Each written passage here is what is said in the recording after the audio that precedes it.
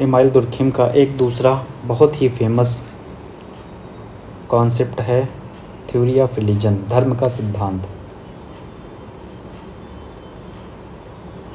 ठीक है, जैसा कि आप लोगों को पता है, इमाइल दुर्खिम फ्रांस के एक प्रसिद्ध समाजशास्त्री थे।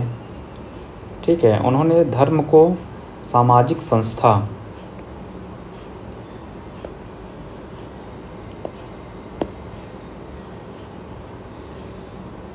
के रूप में देखा।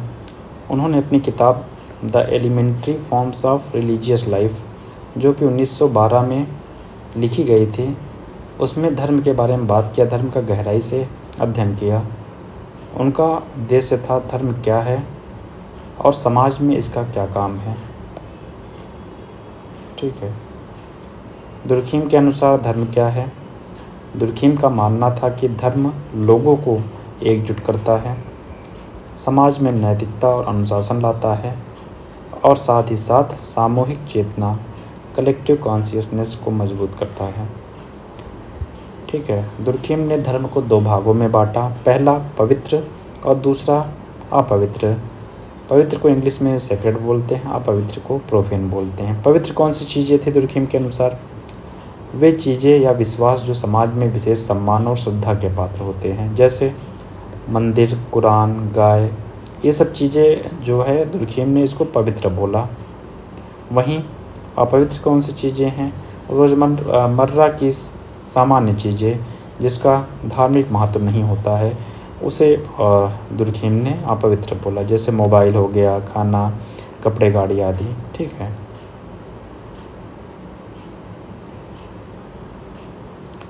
दुर्खिम ने एक कॉन्सेप्ट दिया टोटेमिज्म का। टोटेमिज्म था क्या? दुर्खिम ने धर्म के अध्ययन के लिए ऑस्ट्रेलिया की एक जनजाति थी जिसे अरुंटा ट्राइब बोलते हैं, उसका विश्लेषण किया।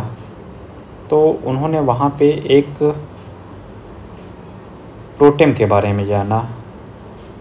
ठीक है, वहाँ का जो हर एक कबीला था वो एक टोटेम को पूजता था। टोटेम क्या था? यह किसी जानवर, पौधे का प्रतीक होता था जिसे एक समूह कबीला पवित्र मानता था और उसकी पूजा करता था। तो टोटेम क्या क्या होता था? कोई मछली को मानता था, कोई कंगारू को मानता था, कोई किसी पेड़ को मानता था, कोई क्रोकोडाइल को ही अपना टोटेम मानता था। ठीक है,